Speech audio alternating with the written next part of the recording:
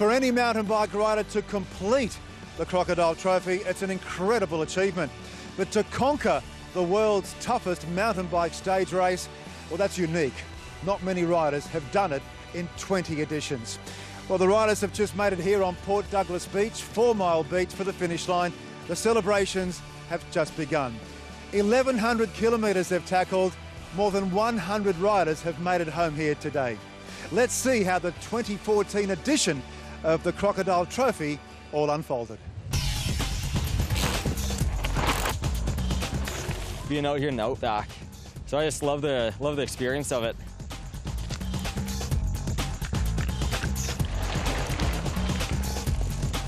You can feel there any things like Wi-Fi, any things like mobile phones, and you feel like really in the nature.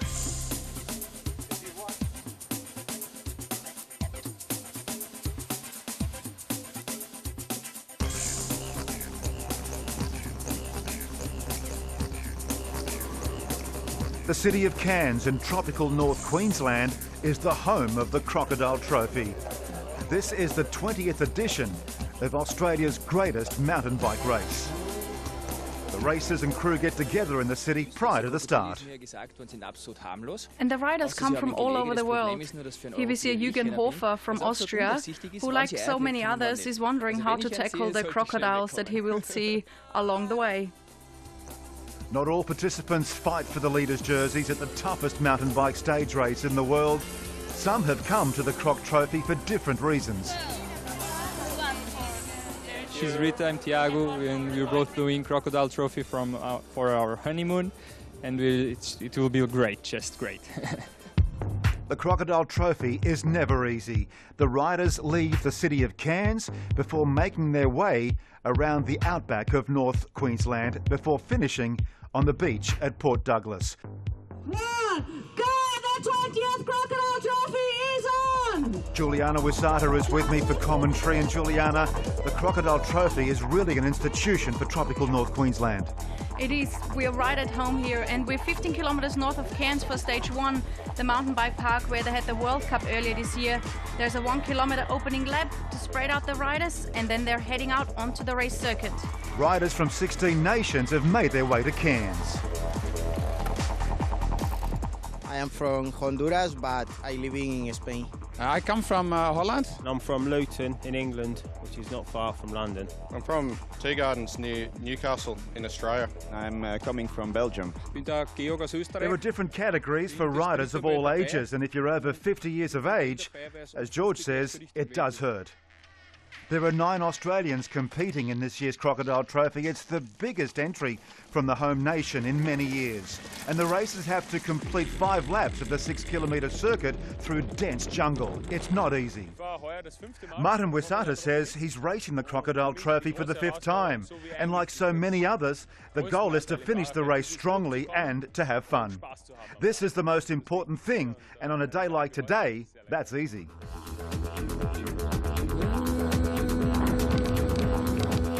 The favourites quickly create a gap to the remaining field. This racetrack is the first taste of Australian-style racing for so many at the Croc and makes the mountain bikers' hearts skip a beat. The Czech rider Ivan Ribaric and the Portuguese cross-country Olympian David Rosa are leading. The bell goes for the final lap. And it's Ribaric who races ahead. David Rosa having big problems with his rear wheel, and Ribaric from the Czech Republic wins stage 1 in Smithfield. Today I just try push to maximum, and Portuguese guy had bad luck today. Otherwise he could be behind on front of me. So I think today I was lucky guy. Terrible luck for David Rosa, number 4. He crosses the line, but with big problems and a huge gap on foot. His rear wheels are broken. Right after the tech zone, my hub broke. Then I had to walk for 2 laps, always running, and well, it's a problem that I cannot fix. And it's this determination that gets people across the line, like here Milton Ramos with a 40-second gap. And third is the Australian rider Greg Saw, who lives in and races for Norway and has been unheard of in this country so far.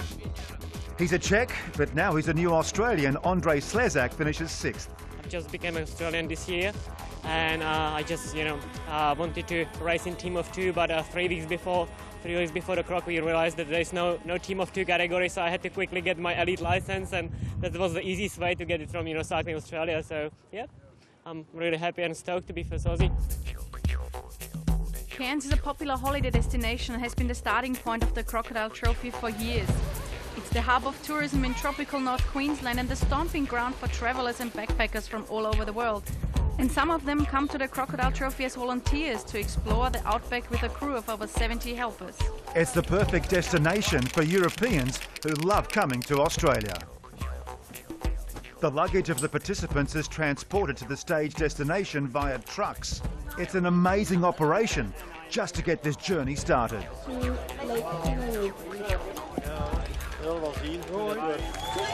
Stage 2 of the Crocodile Trophy, and we're off to Lake Chinaroo.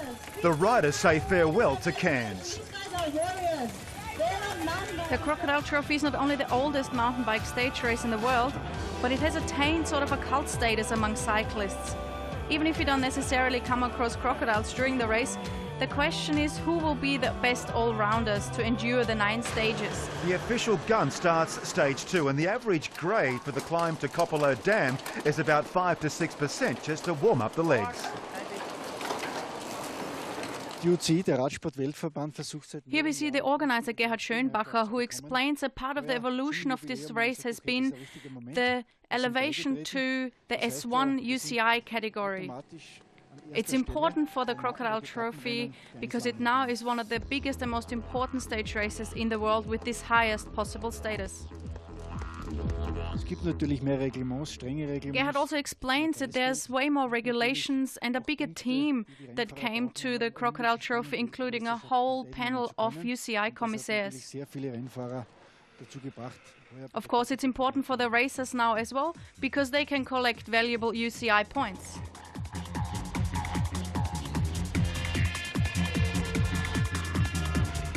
I'm probably being on the other side of the world from you to find out information to begin with, but now we're here, it's all working well, and we're facing the daily challenges and tasks like having to stop it and start late and that because of conditions. For the first time at the Crocodile Trophy, a sports scientist is employed to do some valuable research. He measures the heart rate variability of selected riders through ECG recordings. The goal is to monitor the heart rate and also the ability to regulate the autonomic nervous system. Klaus Landhoff says, we measure the variability of your heartbeat, which is a measurement of your holistic fitness. The higher the impreciseness of the heart's consistent timing from one beat to the next, the fitter you are, the more adaptable you are, and the more responsive you are, and your organism especially. The more consistently your heart beats, the worse your condition actually is.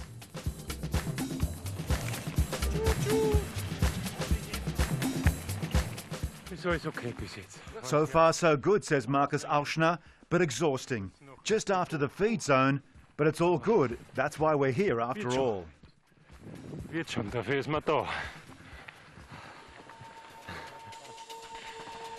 It's getting more exhausting by the minute, and one of the lights at the end of the tunnel for these riders are the feed zones, which await them every 25 to 30 kilometers. Pineapples, watermelons, they taste good and they also cool down. That's very important to stay hydrated. And the crews at the feed zones perform a really important task. In the morning we get up at 5:30, put the ice in, just do another briefing of where we have to go, and then head out for the day. Some of the spots are pretty tricky to get to, and we've got to leave enough time so that we get there before the riders, because that's a big thing to hydrate the riders. The crew are very important and the riders depend on them. Oh, the riders are great. Like, some of them are so thankful to see us. The smiles when they come around the corner and see the feed zone is absolutely brilliant. Yeah, and yeah, we have a good chat to them, and mainly to see if they're all right. Because you can tell sometimes they're struggling a bit, so we just keep an eye on them and call it through to the next feed zone. Oh, nice.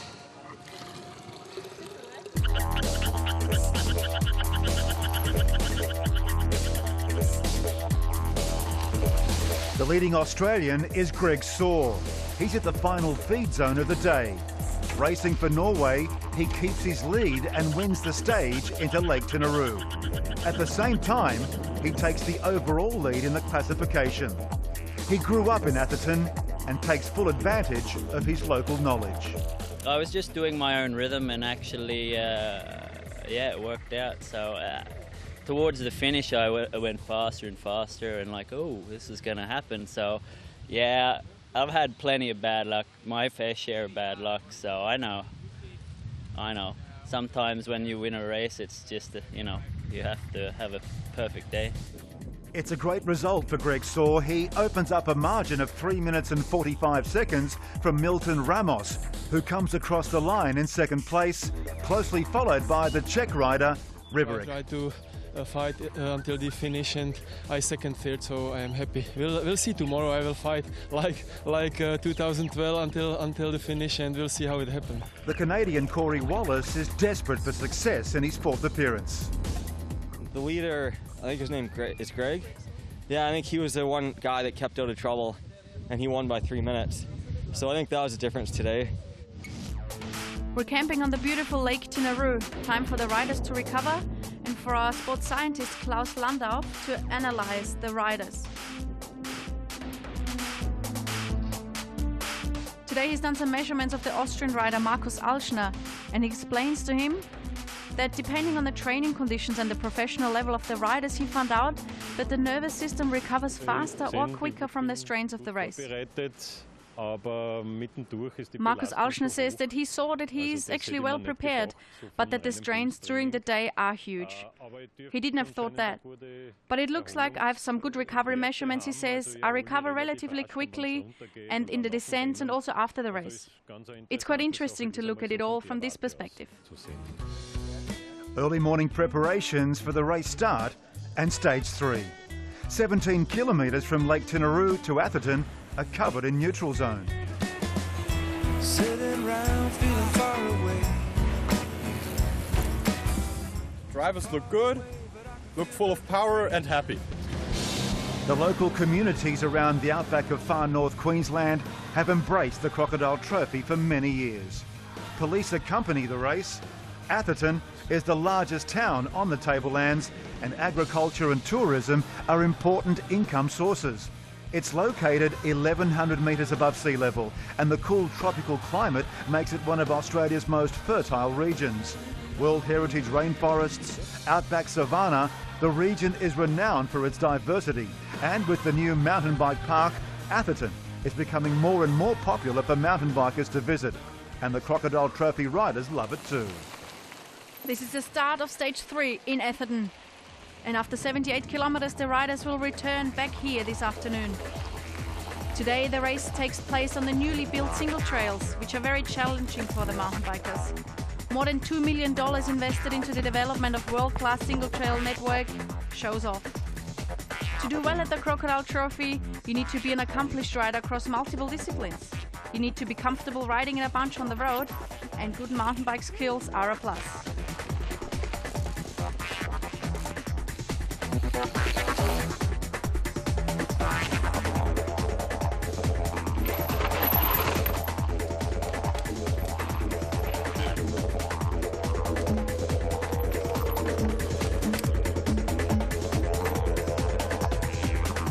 This is Guido Thaler, an Austrian and one of the favourites.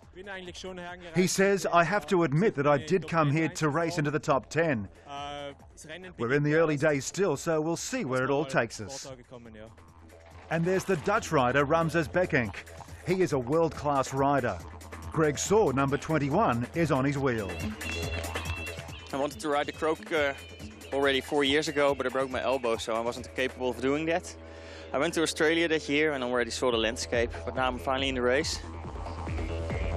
Imogen Smith from Australia is the only woman remaining in the elite category on day 3. It's obvious that she feels very comfortable on this terrain, and with her positive attitude and strong athletic performance, she's earned the respect of fellow riders in the racing field. The Crocodile Trophy attracts riders of all ages. Sharman Parr is a local from Cairns.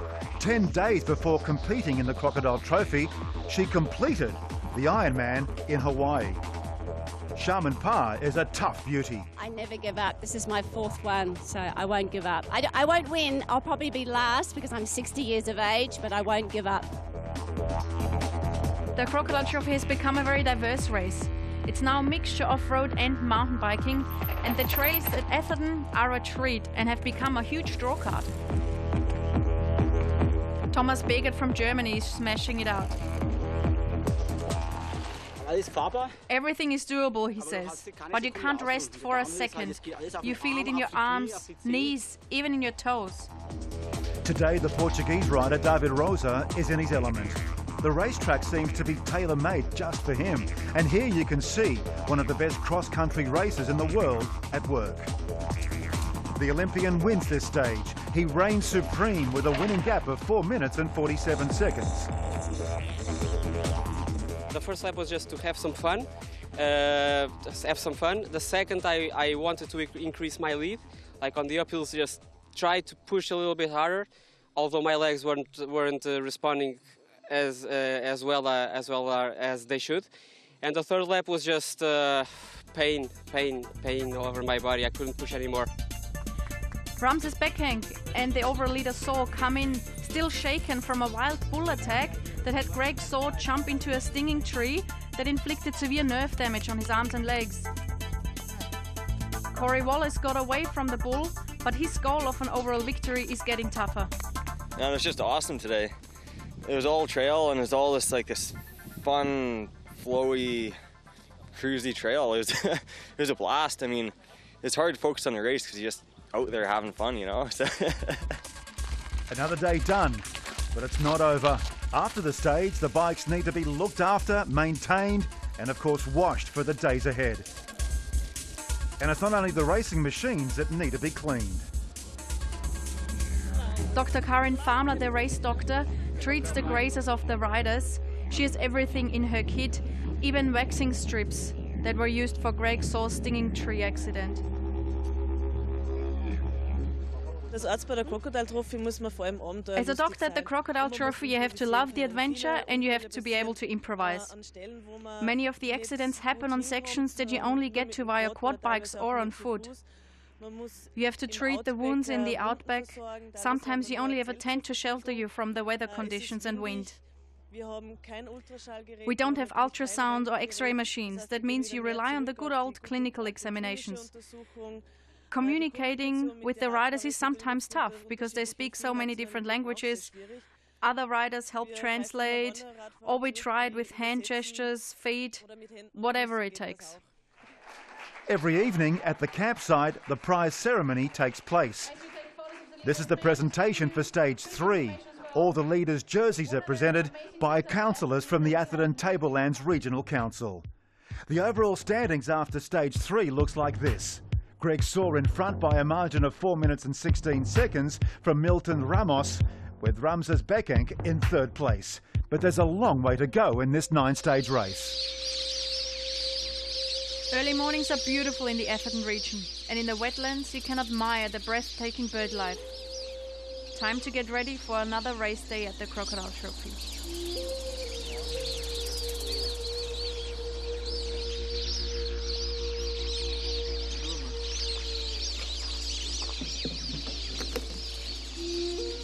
If you've looked through the natural assets of the Atherton Tablelands, we've got everything here ranging from the lakes to the mountains. We've got the land available for the tracks to be built. We've got all the tourism components that interconnect, and really all the trails interconnect to those tourist areas. Cycling and mountain bike culture is a very important part of the lifestyle in the Atherton Tableland. This is Stage 4. The race stays in Atherton. The stage today includes less of the tight Singer trails, but long steep climbs and fast descents are challenging still. At the front of the race, they're not leaving anything on the tracks. Riders take more risks. And this is also where the endurance skills come in. These riders need to push themselves hard while still stay concentrated and focused to navigate through those challenging, rocky and fast descents. We decided to come to Australia, which is not easy for us because we come from Europe. It's a long way, it's a lot of logistics, but I'm glad we're here. Deze race is toch, Belgian rider Tom Smet says this event is known worldwide.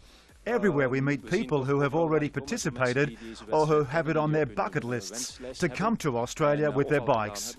Also in Belgium, for most people who pick a race outside of Europe, this is the one. If I can make a good time, then okay, but it's not my priority. It's just to get through all the 9 stages. And for organisers, the highest priority is the safety of the riders. The track takes them through the most beautiful and breathtaking region of tropical North Queensland.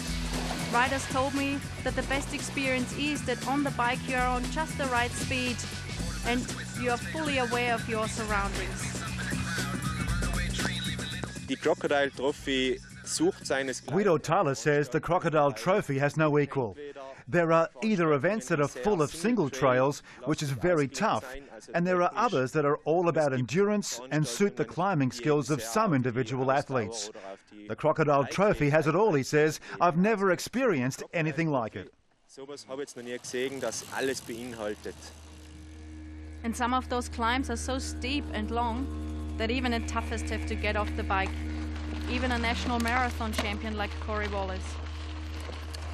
Behind him, Greg Saul, the overall leader, and on his wheel the Dutch rider, Ramses Becking.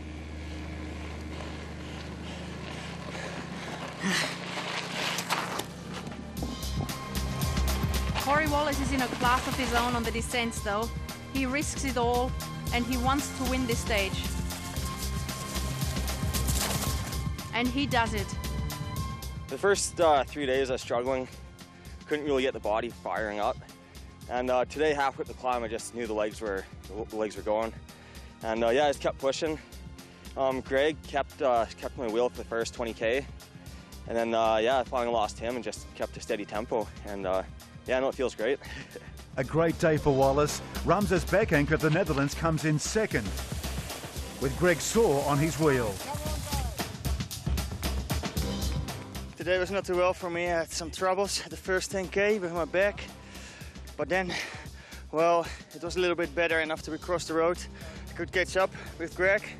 So we could ride together, and had a little technical problem along the way, but it just cost me 20 seconds. So then we were with 2 of us. Well, we just kept a good pace, so I guess it was good today, after all. A tough day all round also for Guido Thaler, but he finishes in 4th place.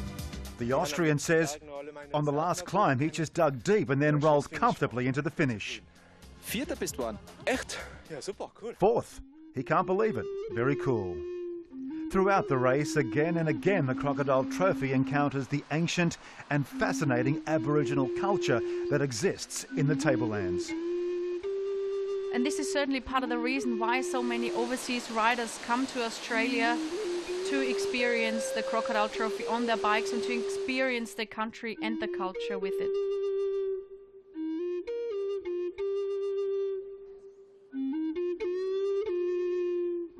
The rainforest that we're standing in is known as Marby rainforest. So it's upland tropical rainforest in the wet tropics area. And it's called Marby because it's named after the Aboriginal word for tree kangaroo, which is mapi.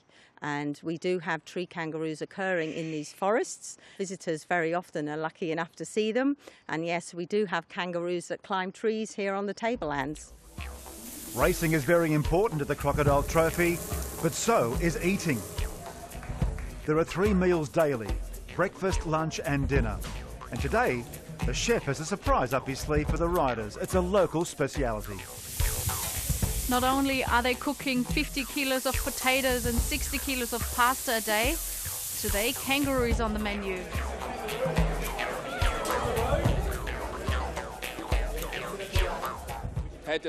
Today we had some really cool stuff on the menu. What was the best? Kangaroo, Guido says. How much he ate? So much, I can't fit any more in. Big compliments to the chef. Wow. The German chef is Thorsten Hartmann. He says, we prepared the kangaroo with soy and Worcestershire sauces and some herbs and spices. It's important not to overcook it, otherwise it'll be too tough. And it's very important for the riders to get some rest, to sleep and to recover for the next day. After another tough day, the bodies are aching. Time to put the lights out.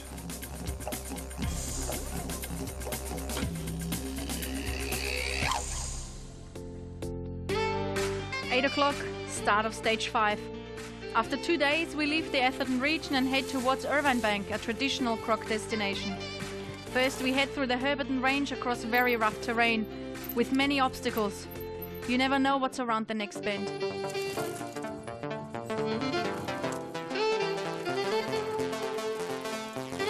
And this is what makes the Crocodile Trophy so diverse. Rough uphills, fast downhills. You really must have your mountain bike skills in check. The riders, they push themselves to the limit. The tracks and trails are challenging. For Jürgen Hoffer, he doesn't mind. He's happy just to be here. It's all right, he says. It hurts, but that's what pushes me.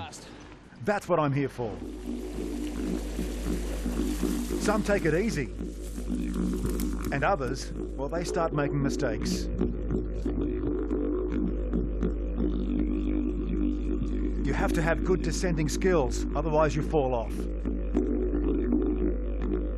And if you lose your concentration just for a second, things can happen. The Portuguese rider David Rosa sustains grazes and sprains all over his body during a severe crash. The rescue mission is launched via satellite phones, and Rosa is taken to hospital in Atherton via 4-wheel drive. It's not only the crashes that hold up the riders. Mechanical issues can also be a problem.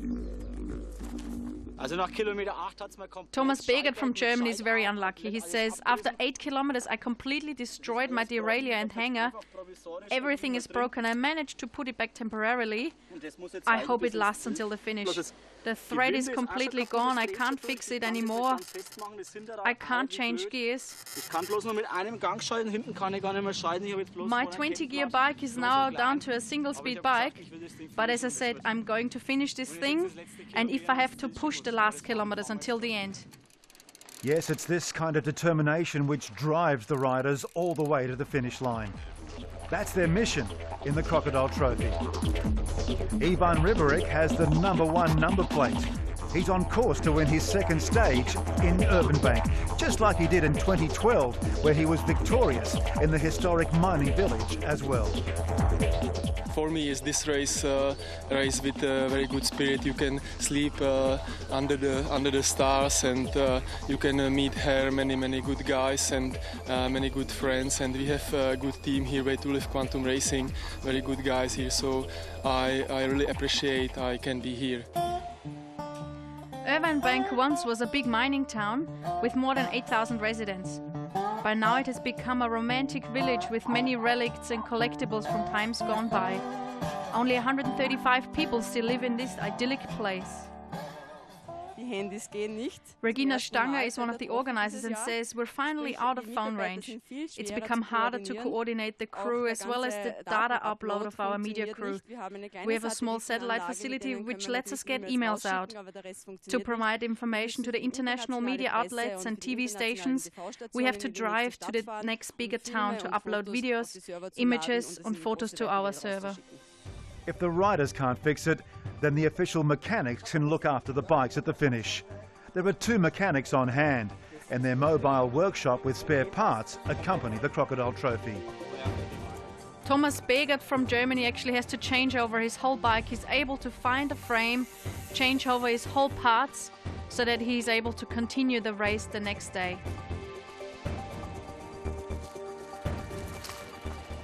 Day 6. And the Crocodile Trophy includes a brand new circuit and many rough sections in the historic mining country. Many of the trails haven't been passed over for years. This is a typical croc train of pain. The pace in the lead group is fast and bunches are forming. Greg Saw continues to lead, but he's challenged by Ribaric. They ride away from the bunch. However, the favourites remain on alert. The Australians are loving the Crocodile Trophy. Andrew Hall is from Canberra. He's one of the fastest Aussies at this year's Croc and the leader in the amateur classification.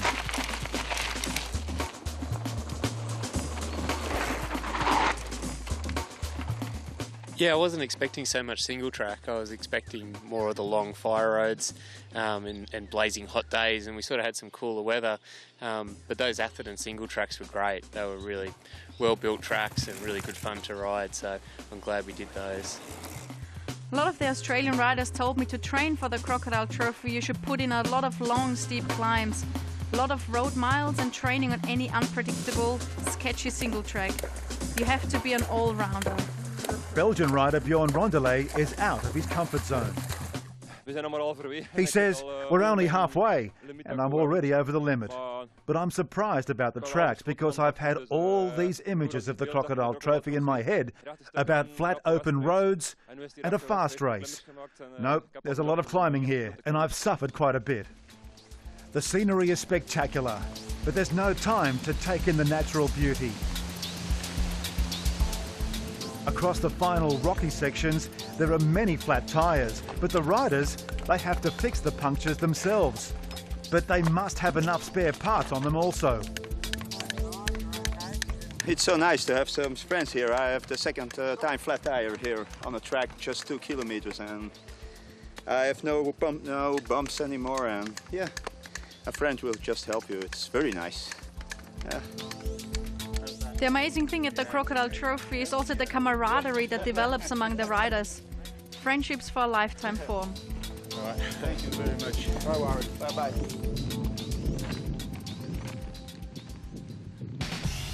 The pace is on. There's no time to lose. Every second counts at the feed station. Oh, come on! Where's my bottles?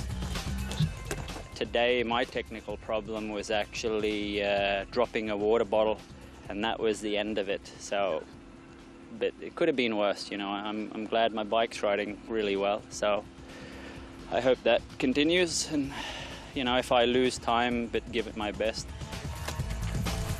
Today there were a lot of mishaps. Ivan Riborik was again haunted by mechanicals. The group around Saw tries to contain the gap to leading Corey Wallace. The Canadian marathon champion stays consistent and wins his second stage with a gap of 1:16 ahead of his chasers.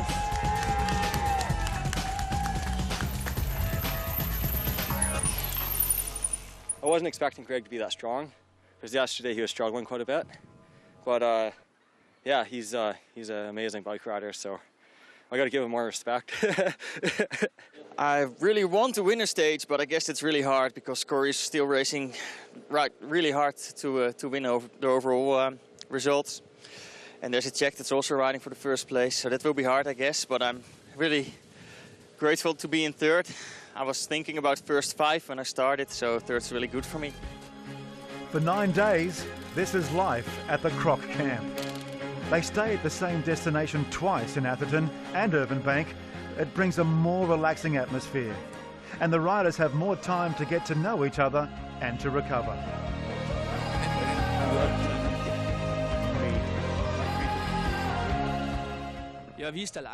The Austrian rider Jürgen Hoffer says, I like these camping day-to-day activities. It's one of the reasons why I'm back here again this year. You sort of get that adventure feeling, and you meet 100 or so people from all over the world whom you've never seen before. You sit together at dinner, or you have a nice beer together. You're instantly on the same wavelength, and you form friendships that will last forever. The riders not only have access to a race doctor, but also to physiotherapists who look after their beaten muscles. I'm performing a remedial massage. The muscles are really tight, and it's important to manipulate those. There are various massage techniques which increase the blood flow and the removal of lactic acid. Abfuhr der entstandenen Schlackenstoffe irgendwie besser bewerkstelligt.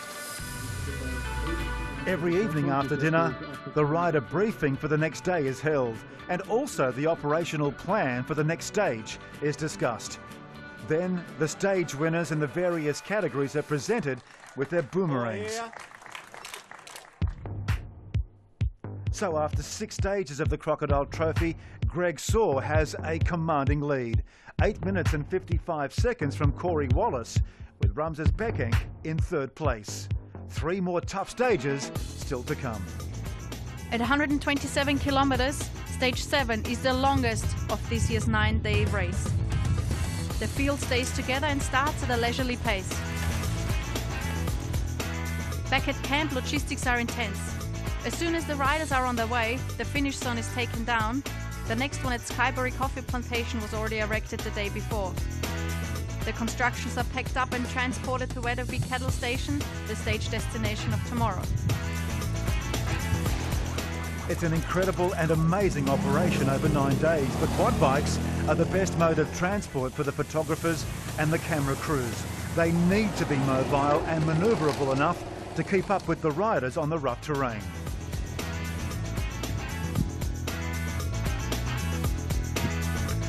Queensland's outback can be very dry in October when the Crocodile Trophy is held. But for the overseas riders, they're surprised by the amount of water over the stages. And not forgetting the cattle. This is beef country at the top of Australia. There are many motivations to participate in the toughest mountain bike stage race in the world. To win is only one of them. The successful Italian businessman Matteo Martotto is director of the Cystic Fibrosis Foundation and explains his story. We founded in 1997. I lost my sister in 1989. And we founded this foundation to raise money and to invest money in a research project. So we are today the biggest in Italy. We raised more than 23 million euros in those years. So I like to go around Italy especially, but sometimes around the world, to use these, two wheels to let people know and eventually to, raise money and collect some energy, new energy. The Crocodile Trophy attracts legends of world cycling like Davide Cassani. The 11-time Tour de France finisher, an 8-time Giro d'Italia participant, is now the Italian national team's head coach. Cassani is 52 years of age. The stars from the past enjoy the Croc Trophy. It's the very first mountain bike race they've ever done. Massimiliano Lelli, one of the greatest cycling elite racers in the world, is here as well. The road pro feels comfortable by now after a few days on the mountain bike. He says the Crocodile Trophy is just as tough as the Tour de France. I'm telling you, you must be very fit, you must be very strong mentally, and you must have physical power. The difference is that you don't have the comfy support as in the Tour. There's no car that follows you around constantly. You have to do it all yourself, and one mustn't underestimate the technical skills that are required to do those sharp descents, and you need to look after yourself as well. Here the Walsh River presents a wide river crossing for the riders. Can you imagine that during the rain season the water levels rise to an unthinkable 9 meters?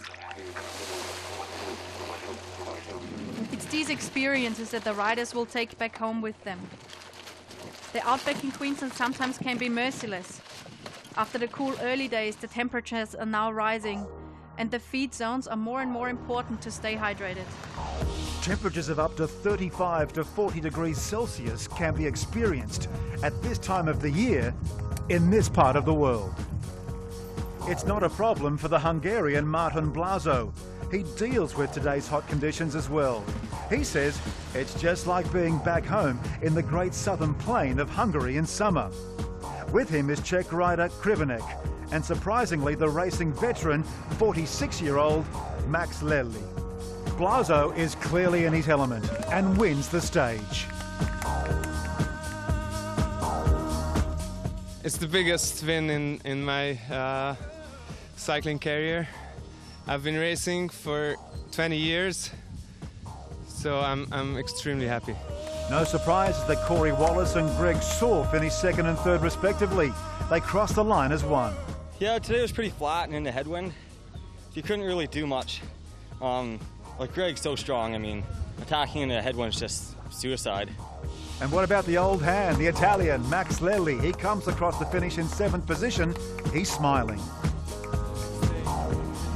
Ivan Ribaric just can't shake off the streak of bad luck, however. It's just fortune if you have problems. If I remember last Croc 2012, I won here and I had any problem, anywhere I have any problem. And this year I have every day some problem. So it's Croc Trophy. Anything could happen, really. Skyberry Coffee Plantation is one of the brand new stage destinations on the Croc menu this year. For 25 years and without any chemical additives and solely with natural pesticides, the McLaughlin family plants coffee in these beautiful tropical surrounds. It's a real treat for both Croc riders and supporters.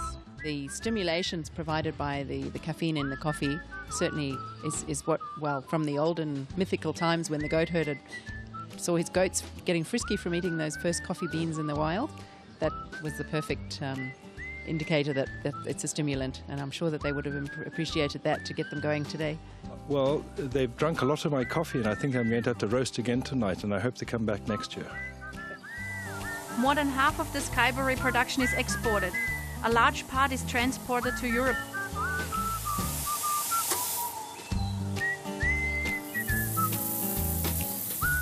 Juicy papayas and sweet bananas are grown on the property as well, and the feed zone cars will be stocked with those for the next day's racing.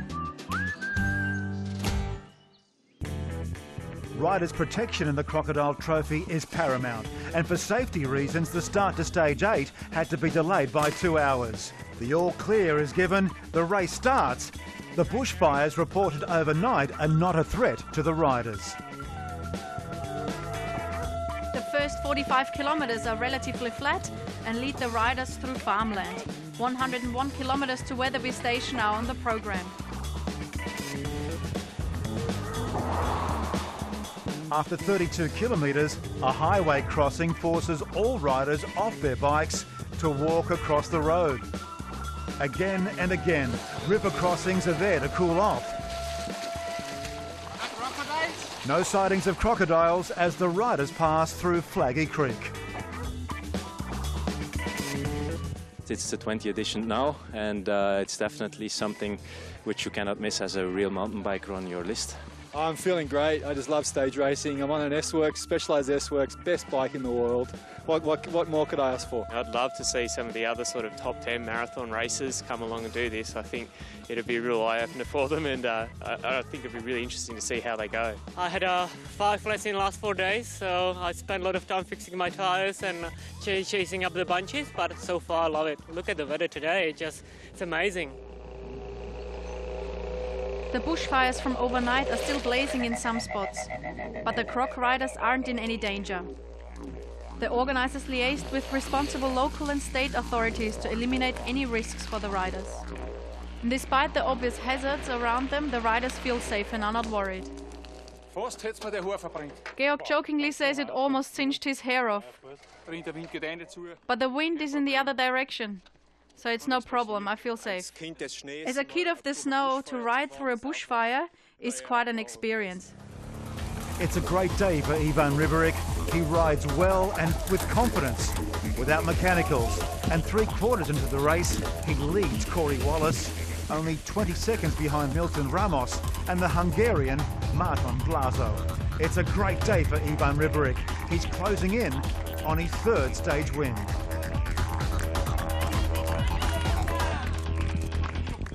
That was my goal, because overall for me was lost, so that's why I attacked for third win in this unbelievable stage race. Corey Wallace comes in 2nd, gaining time on the leader. You know, I just love this race, the whole adventure, being in the outback, the bike riding's fun, the whole crew's awesome. So I mean, yeah, let's keep coming back because it's a fun race, you know.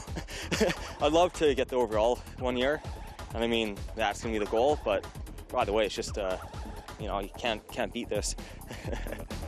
Next in is Milton Ramos from Honduras, and he's followed by Martin Blazo, the Hungarian.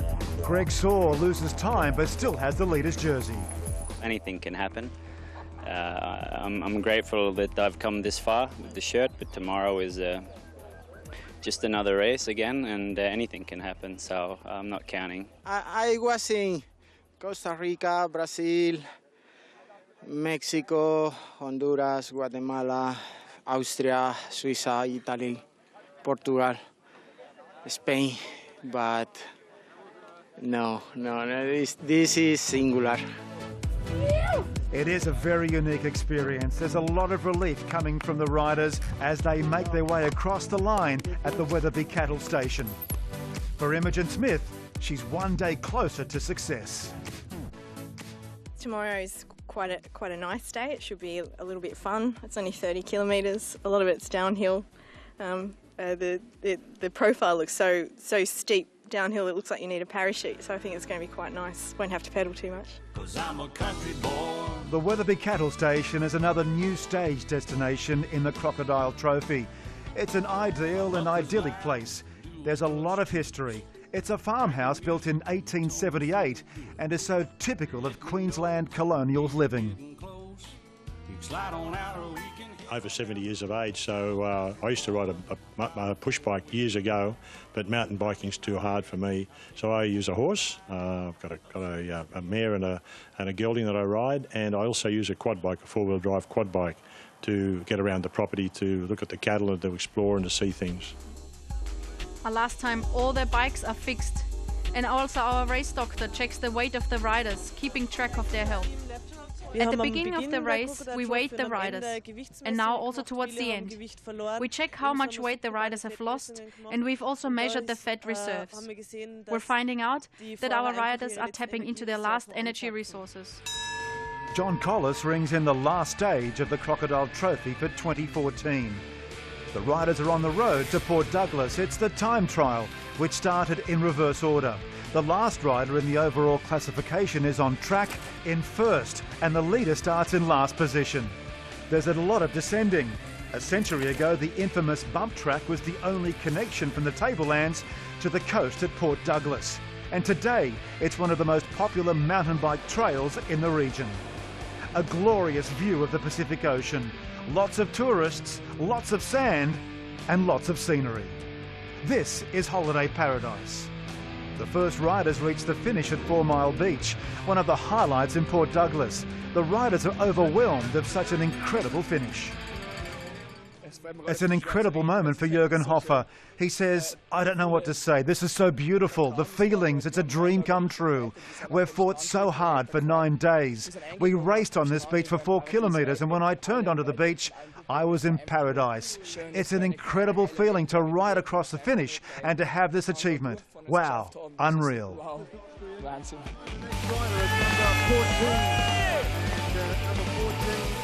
After 9 days in the outback of northern Queensland, to jump into the ocean, to jump into the warm waters of far north Queensland is refreshing.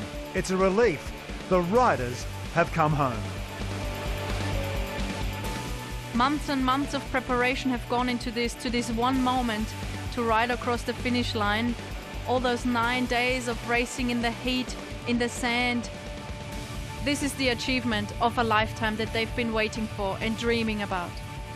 And despite the torture, despite the pain, many of these riders say they'll be back in 2015.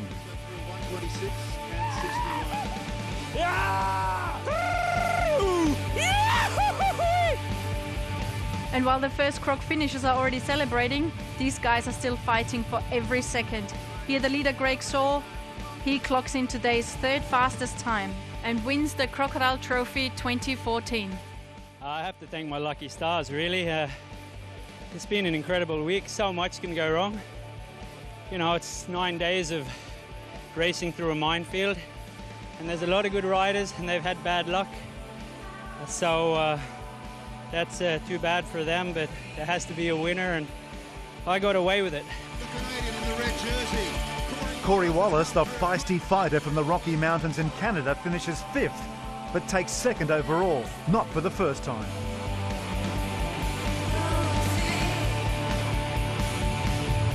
But today's fastest time belongs to the Dutch rider Ramses Bekkenk.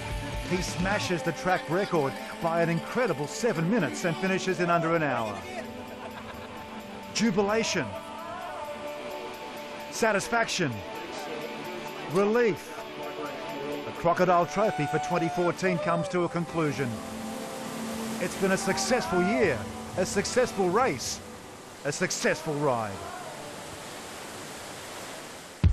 Greg Saw was born and raised in Atherton, lives in Norway, but enjoys success in 2014 at the Crocodile Trophy. The margin in the end, 7 minutes and 53 seconds from the Canadian Corey Wallace, with the Spaniard Milton Ramos in third place.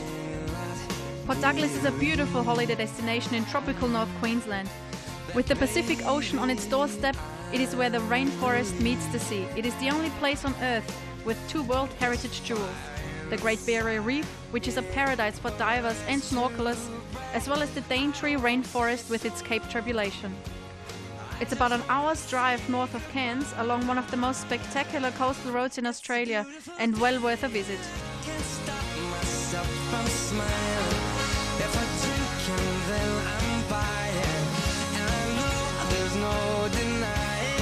The final prize ceremony has the top 5 of all categories presented with their trophies. And also, every finisher gets a crocodile. It's a unique souvenir, a unique trophy in world cycling. Arrangements for 2015 are already underway.